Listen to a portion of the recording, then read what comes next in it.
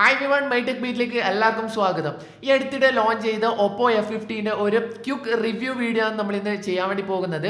അപ്പോൾ നമ്മുടെ കയ്യിൽ Oppo F15 ഫോൺ അവൈലബിൾ ആയിട്ട് കിട്ടിയിട്ടുണ്ട്. അപ്പോൾ ഈ ഒരു ഫോൺ എനിക്ക് റിവ്യൂ ചെയ്യാൻ വേണ്ടി തന്നത് അലിഫ് ഇമാർട്ട് എന്ന് പറയുന്ന ഒരു മൊബൈൽ ഷോപ്പ് തന്നെയാണ്. ശരിക്കും ഈ ഒരു ഫോൺ റിവ്യൂ ചെയ്യാൻ വേണ്ടി എന്നെ ഇങ്ങോട്ട് തന്നെ അപ്രോച്ച് ചെയ്തതാണ്. അതായത് Oppo F15 എന്ന് പറഞ്ഞിട്ട് ഒരു ഫോൺ ഇറങ്ങിയിട്ടുണ്ട്, അപ്പോൾ നീ റിവ്യൂ ചെയ്യുന്നത് ചോദിച്ചിട്ട് എന്നെ ഇങ്ങോട്ട് തന്നെ വന്നിട്ട് അപ്രോച്ച് ചെയ്തതാണ്. അപ്പം അലിഫ് ഇമാർട്ട് എന്ന് പറയുന്ന മൊബൈൽ ഷോപ്പിന് ഈ ഒരു അവസരത്തിൽ നന്ദി അറിയിക്കുക ചെയ്യുന്നത്. അപ്പം നമ്മൾ ഇന്ന് ഈ വീഡിയോയിൽ ഇതിന്റെ ഒരു അൺബോക്സിംഗും കാര്യങ്ങളൊന്നും ചെയ്യുന്നില്ല, ഇതിന്റെ ഒരു ക്വിക്ക് റിവ്യൂ വീഡിയോ ആണ് നമ്മൾ ചെയ്യുന്നത്. വീഡിയോയിലേക്ക് കിടക്കുന്നതിന് മുന്നേ നിങ്ങൾ ചാനൽ സബ്സ്ക്രൈബ് ചെയ്യുക, അതോടൊപ്പം തന്നെ ആ ബെല്ലൈക്കൺ എനേബിൾ ചെയ്ത് വെക്കാം. അപ്പോഴും നമുക്ക് വീഡിയോയിലേക്ക് കിടക്കാം. Oppo F15 ഡിസ്പ്ലേ വരുന്നത് 6.4 inch AMOLED full HD plus display തന്നെയാണ് വരുന്നത്. അതുപോലെ തന്നെ 1080x2400 പിക്സൽ സ്ക്രീൻ റെസൊല്യൂഷൻ ആണ് വരുന്നത്. പിന്നെ നമുക്ക് ഇതിന്റെ ഫ്രണ്ടിൽ ഗോറില്ല ഗ്ലാസ് 5ന്റെ പ്രൊട്ടക്ഷൻ നമുക്ക് ലഭിക്കുന്നുണ്ട്. നമ്മളെ ഗാലക്സി A50 ആയിട്ട് കമ്പയർ ചെയ്യാന്നുണ്ടെങ്കിൽ അതിന്റെ ഫ്രണ്ടിൽ നമുക്ക് ഗോറില്ല ഗ്ലാസ് 3യുടെ പ്രൊട്ടക്ഷൻ ആണ് ലഭിക്കുന്നത്. ദെൻ ബാക്ക് വശം നോക്കാന്നുണ്ടെങ്കിൽ ഇതിന്റെ പ്ലാസ്റ്റിക് കൊണ്ട് തന്നെയാണ് ഇത് ബിൽഡ് ചെയ്തിട്ടുള്ളത്. അതുപോലെ തന്നെ ഇതിന്റെ ഫ്രെയിമും പ്ലാസ്റ്റിക്കിൽ ബോഡിയിൽ തന്നെയാണ് ബിൽഡ് ചെയ്തിട്ടുള്ളത്. സെയിം നമ്മുടെ ഗാലക്സി A51 പ്ലാസ്റ്റിക് ബോഡിയിൽ തന്നെയാണ് ബിൽഡ് ചെയ്തിട്ടുള്ളത്. ഇനി ഒരു ഡിസൈൻ നോക്കാന്നുണ്ടെങ്കിൽ നമ്മുടെ ഹുവാവി Y9ന്റെ ആ ഒരു സെയിം ഡിസൈൻ തന്നെയാണ് ഇതിന് കൊടുത്തിട്ടുള്ളത്. അതായത് ഹുവാവി Y9ൽ ആർട്ട് ഓഫ് ലൈറ്റ് എന്ന് പറയുന്ന ഒരു ഡിസൈൻ ബേസ് ചെയ്തിട്ട് തന്നെയാണ് അവർ ഡിസൈൻ ചെയ്തിട്ടുണ്ടായത്. ആ ഒരു സെയിം ഡിസൈൻ തന്നെയാണ് ഈ ഒരു Oppo F15 കൊടുത്തിട്ടുള്ളത്. അതായത് ടോപ്പിൽ ഒരു ലൈറ്റ് ബ്ലൂ കളറും പിന്നെ അതുപോലെ തന്നെ ബോട്ടം വശം എത്തുകയാണെന്നുണ്ടെങ്കിൽ ഒരു പിങ്ക് ആൻഡ് വയലറ്റ് കളർ, ഒരു ഗ്രേഡിയൻ കളറിലായിട്ട് തന്നെയാണ് ഈ ഒരു ഡിസൈൻ കൊടുത്തിട്ടുള്ളത്. ശരിക്കും പേഴ്സണലി എനിക്ക് ഈ ഒരു ഡിസൈൻ നന്നായിട്ട് ഇഷ്ടപ്പെട്ടിട്ടുണ്ട്. ഞാൻ ഹുവാവി Y9ന്റെ വീഡിയോയിൽ ഞാൻ പറഞ്ഞിട്ടുണ്ടായിരുന്നു ആ ഒരു ഡിസൈൻ ബ്ലൂ കളറിൽ വരുന്ന ഡിസൈൻ എനിക്ക് നന്നായിട്ട് ഇഷ്ടപ്പെട്ടിട്ടുണ്ടായിരുന്നു. അപ്പോൾ ഈ ഒരു ഡിസൈൻ എനിക്ക് പേഴ്സണലി നന്നായിട്ട് ഇഷ്ടപ്പെട്ടിട്ടുണ്ട്. സോ ഇവിടെ നമ്മുടെ കയ്യിലുള്ളത് 8GB റാം അതുപോലെ തന്നെ 120GB സ്റ്റോറേജ് വരുന്ന വേരിയന്റ് തന്നെയാണ്. അതുപോലെ തന്നെ യൂണിക്കോൺ വൈറ്റ് എന്ന് പറഞ്ഞിട്ടുള്ള ഒരു കളർ വേരിയന്റ് ആണ്. പിന്നെ അതുപോലെ തന്നെ മിഡ് നൈറ്റ് ബ്ലാക്ക് എന്ന് പറഞ്ഞിട്ടുള്ള ഈ ഒരു രണ്ട് കളറിലായിട്ടാണ് നമ്മുടെ Oppo F15 ഇറങ്ങുന്നത്. പിന്നെ അതുപോലെ തന്നെ നമുക്ക് ഇതിൽ ഹെഡ്ഫോൺ ജാക്ക് അവൈലബിൾ ആയിട്ടുണ്ട്. USB Type-C ചാർജ് പോർട്ടാണ് വരുന്നത്.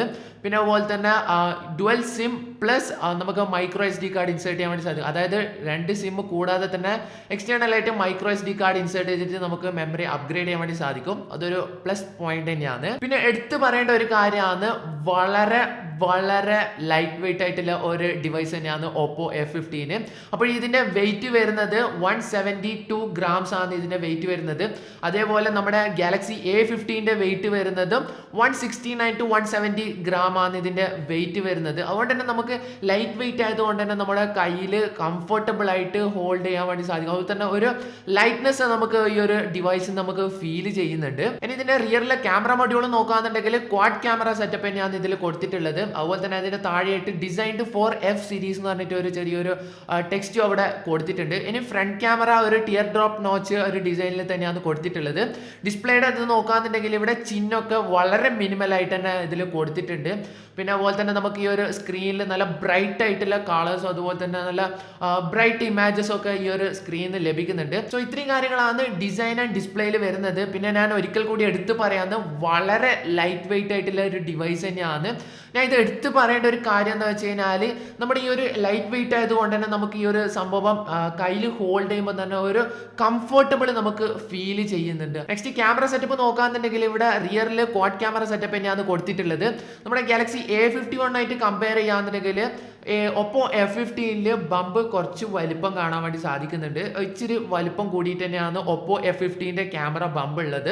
14 മെഗാപിക്സലിന്റെ f1.8 അപ്പാർച്ചർ വരുന്ന വൈഡ് ലെൻസും ദെൻ 8 മെഗാപിക്സലിന്റെ 2.3 അപ്പാർച്ചർ വരുന്ന അൾട്രാ വൈഡ് ലെൻസും പിന്നെ 2 മെഗാപിക്സലിന്റെ 2.4 അപ്പാർച്ചർ വരുന്ന ലെൻസും പിന്നെ അത് കൂടാതെ തന്നെ 2 മെഗാപിക്സലിന്റെ 2.4 അപ്പാർച്ചർ വരുന്ന ഡെപ്ത് സെൻസർ തന്നെയാണ് നമ്മുടെ റിയറിൽ വരുന്നത്. ക്യാമറയിലെ ഫീച്ചേഴ്സ് നോക്കാന്നുണ്ടെങ്കിൽ ഇവിടെ HDR അവൈലബിൾ ആയിട്ടുണ്ട്. അതുപോലെ തന്നെ നമുക്ക് വീഡിയോ 1080 പിക്സൽ 30 FPS ഷൂട്ട് ചെയ്യാൻ വേണ്ടി സാധിക്കും. പിന്നെ അത് കൂടാതെ തന്നെ ഗൈറോ ഇമേജ് സ്റ്റെബിലൈസേഷനും അവൈലബിൾ ആയിട്ടുണ്ട്. നെക്സ്റ്റ് ഇനി ഫ്രണ്ട് ക്യാമറ നോക്കാന്നുണ്ടെങ്കിൽ 60 മെഗാപിക്സലിന്റെ 2.0 അപ്പാർച്ചർ വരുന്ന വൈഡ് ലെൻസ് തന്നെയാണ് ഇവിടെ കൊടുത്തിട്ടുള്ളത്. അപ്പം ഞാൻ കഴിഞ്ഞ ഒരു വീഡിയോയിൽ പറഞ്ഞതുപോലെ തന്നെ നമുക്ക് വൈഡ് ലെൻസ് ആയതുകൊണ്ട് തന്നെ നമുക്ക് ഗ്രൂപ്പ് സെൽഫീസ് ഒക്കെ കൂളായിട്ട് നമുക്ക് എടുക്കാൻ വേണ്ടി സാധിക്കും. പിന്നെ അതുപോലെ തന്നെ ഇതിന്റെ ഫ്രണ്ട് ക്യാമറയിൽ നിന്ന് ഫീച്ചർ നോക്കാന്നുണ്ടെങ്കിൽ നമുക്ക് HDR അവൈലബിൾ തന്നെയാണ്. അതുപോലെ തന്നെ വീഡിയോന്റെ ഇത് നോക്കാന്നുണ്ടെങ്കിൽ 1080 പിക്സലിൽ നമുക്ക് 30 FPS വീഡിയോ ഷൂട്ട് ചെയ്യാൻ സാധിക്കുന്നതാണ്. സോ നമുക്ക് Oppo F15 ക്യാമറ യൂസ് ചെയ്തെടുത്ത ഫോട്ടോ സാമ്പിൾസ് അതുപോലെ തന്നെ വീഡിയോസും നമുക്ക് ജസ്റ്റ് ഒന്ന് നോക്കാം.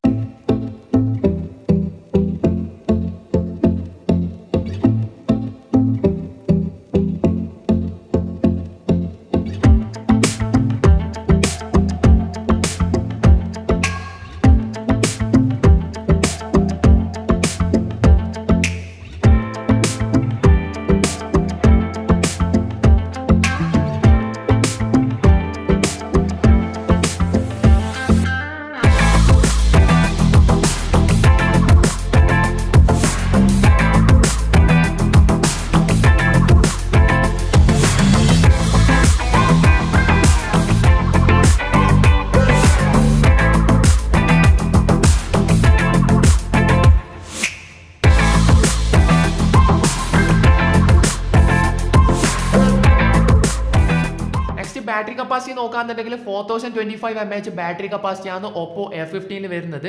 നമ്മുടെ Galaxy A51 ആയിട്ട് കമ്പയർ ചെയ്യാന്നുണ്ടെങ്കിൽ 4000 mAh ബാറ്ററി കപ്പാസിറ്റി ആണ് A51 വരുന്നത്.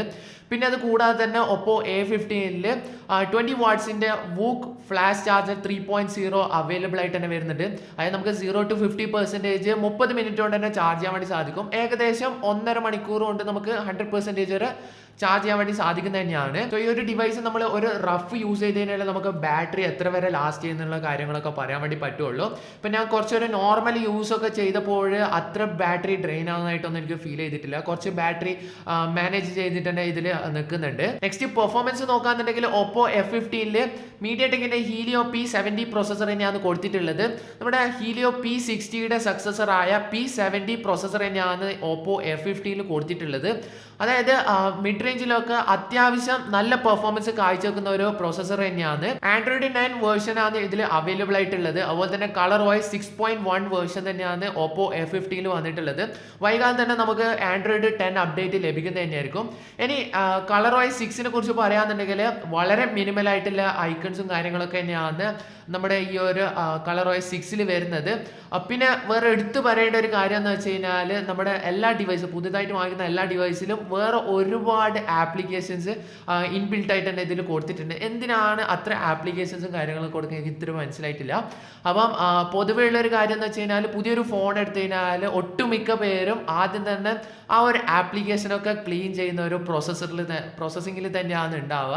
അതായത് ആരും അത്രയും ആപ്ലിക്കേഷൻ കാര്യങ്ങളൊന്നും യൂസ് ചെയ്യാല്ല. ഇതുവരെ ആരും യൂസ് ചെയ്യാത്ത ആപ്ലിക്കേഷൻസ് കാര്യങ്ങൾ തന്നെയാണ് നമ്മുടെ ഈ ഒരു ഇതിൽ വരുന്നത്. അതുപോലെ തന്നെ ഇതിലും അങ്ങനെ ഒരുപാട് ആപ്ലിക്കേഷൻസ് കാര്യങ്ങളൊക്കെ ഇതിൽ അവൈലബിൾ ആയിട്ടുണ്ട്.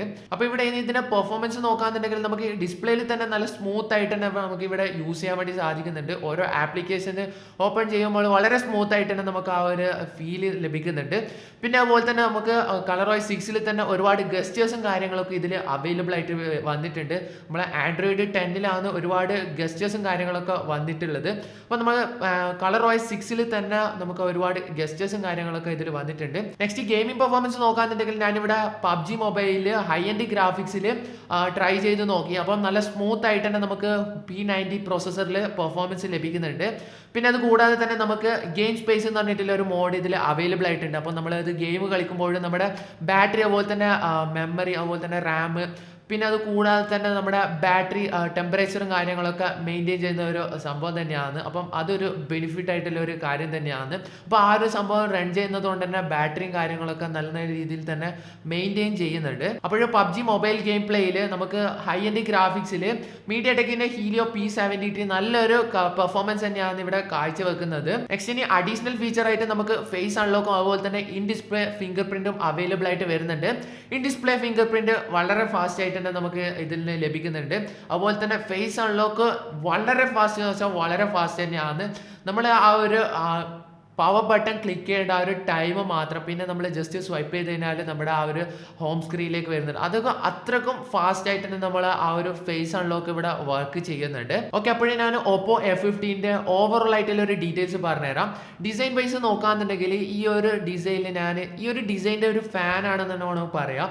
കാരണം വെച്ച് കഴിഞ്ഞാൽ ഈ ഒരു സംഭവം അതായത് ഈ ലൈറ്റ് ബ്ലൂ കളറായിട്ടുള്ള ഇത് എനിക്ക് നന്നായിട്ട് പേഴ്സണലി എനിക്ക് നന്നായിട്ട് ഇഷ്ടപ്പെട്ട ഒരു ഡിസൈൻ തന്നെയാണ്. അപ്പം അതുകൊണ്ട് തന്നെ ഈ ഒരു ഓവറോൾ ഡിസൈൻ നോക്കുമ്പോൾ നല്ലൊരു അട്രാക്റ്റിംഗ് ആയിട്ടുള്ള ഒരു സംഭവമായിട്ട് തന്നെയാണ് എനിക്ക് ഫീൽ ചെയ്യുന്നത്.